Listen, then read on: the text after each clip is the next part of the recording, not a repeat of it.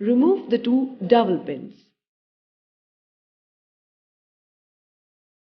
Then remove clutch housing nut by holding the clutch housing with a special tool, universal holder, using a 17 mm socket. Now remove the washer. Remove the clutch housing. Hold the primary sheave assembly with the universal holder .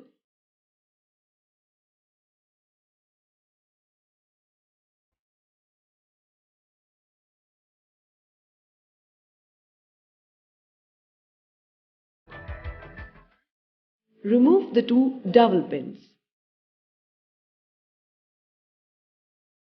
Then remove clutch housing nut by holding the clutch housing with a special tool, universal holder, using a 17 mm socket. Now remove the washer. Remove the clutch housing. Hold the primary sheave assembly with the universal holder .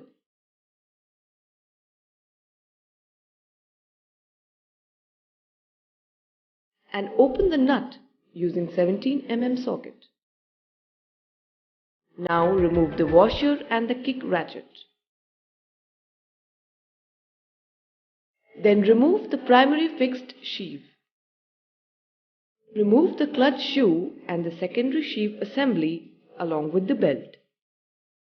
Then inspect the clutch shoe for chips, crack, wear or any kind of burns. Check the thickness of the clutch shoe.